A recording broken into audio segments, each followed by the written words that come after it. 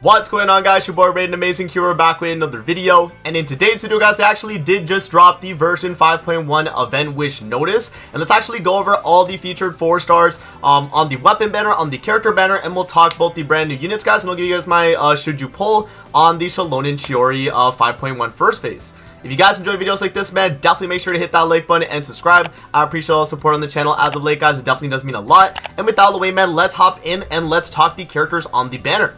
So starting off the rip, guys, the 4 stars that are featured with this lineup is going to be Dory, Candace, and Cole.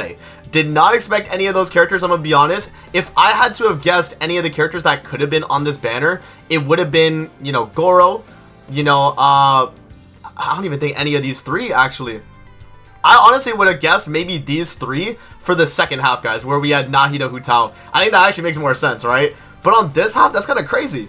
Yeah, obviously we got Xilonen rate up, and then we do also have Chiori as well, guys. So they're gonna be the 2 rate up characters, and then we got the featured 4 stars, and then we also have the 4-star weapons being Rust, Sturdy Bone.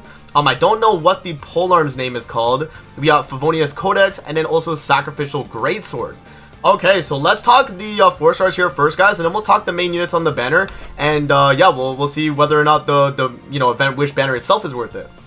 Alrighty, guys, so we're on the game here. Let's talk Chiori first. So Chiori obviously is a character that is gonna have off-field geo damage.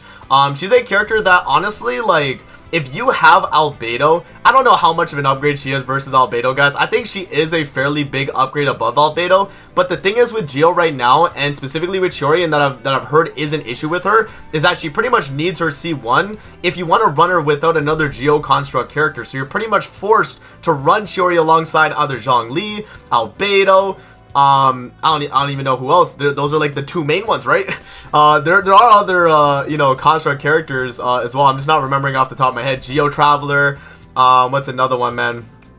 Off the top of my head, I can't think. But there are a bunch of other Geo you know, things that you would want for Chiori, but the problem is you have to run Chiori alongside that character, whereas you can't just slap Chiori on a team and just have her work. You have to run her alongside that. So yeah, other than that though, she does good damage, you know, off-field damage I think is good, and if you're looking for another like Geo sub DPS, I think she definitely is the best one we got right now. I think better than Albedo as well. So that is Chiori right there. Let's talk the I guess Xilonen. Xilonen, you guys know already, obviously with the Geo Red Shred and all that. I guess what I'll do actually is I'll pull up Shilonen's details again, and we'll kind of breeze through it real quick on Hakushin or whatever.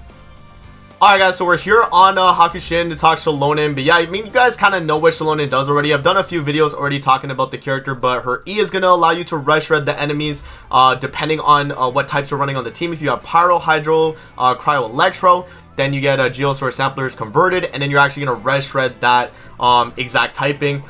It does go up to 36% red shred at C0, which is a really good buff, obviously. And yeah, I mean, you know, people are running Xilonen mainly because of that. She has a, you know, really good red shredding. You know, she's a Geo character. You can run her in double Geo, and then have Pyro, Electro, Hydro, Cryo. You could do that. You could do just Xilonen alone, right? You know, the red shred is obviously very, very strong. And then she also is a burst healer as well.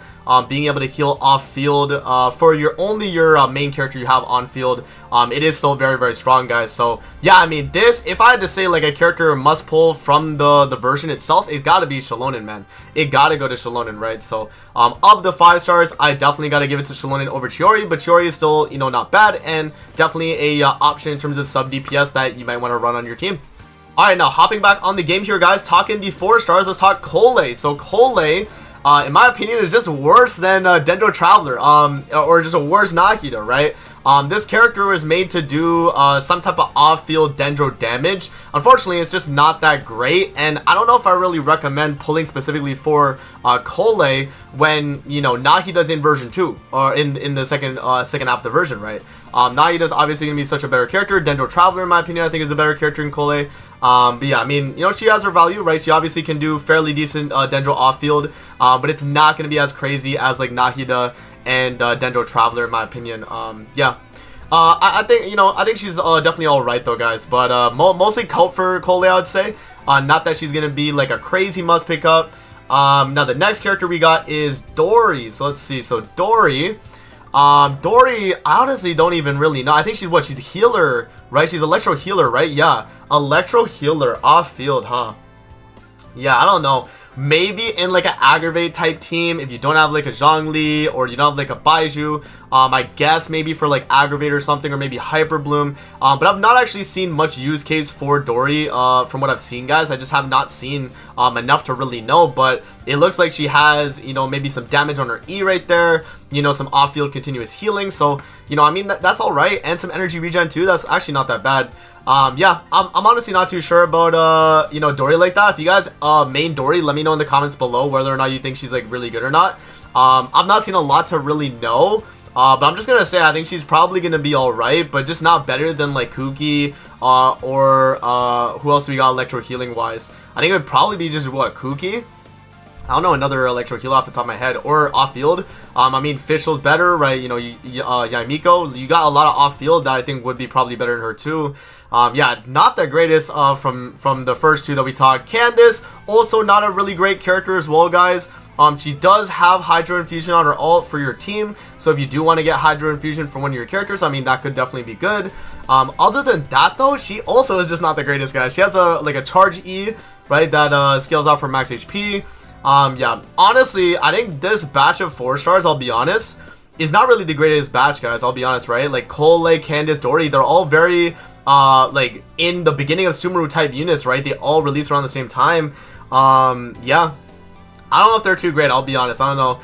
Definitely if you're summoning on the banner though, guys, for Xilonen herself, then it's worth. But I think if you're summoning for any of the 4 stars, I would not chase any of the 4 stars, just because I don't think any of them are really must pickups versus other 4 stars in. Alright, guys, now moving over to the weapon banner here. Let's actually go to the weapon banner. We got Peak Patrol Song and we got Uraku Misagiri. Now, we can actually pull both of those weapons up actually on Hakushin, and I'll kind of show you guys exactly what these weapons are doing.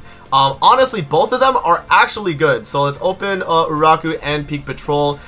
So this one's gonna be really, really good if you're just slapping Zhongli on your team. If you're just running like a character like Zhongli or literally any type of Geo character, this is gonna be a very, very strong sword, guys. So this is refinement 1. So normal attack damage is increased by 16%. Elemental skill damage is 24% increase. And then after a nearby active character deals Geo damage, the aforementioned effects increase by 100%. So you double that.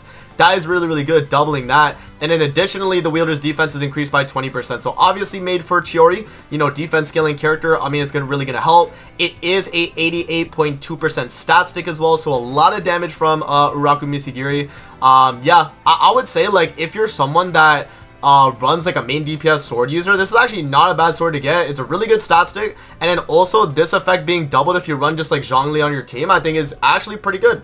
So yeah, no, not a bad sword right there for Uraku. And then Peak Patrol Song is absurd, actually. It is one of the best weapons in the game, in my opinion, guys. So 82% defense obviously is not the greatest unless you're running for Xilonen or like Albedo or Chiori, right?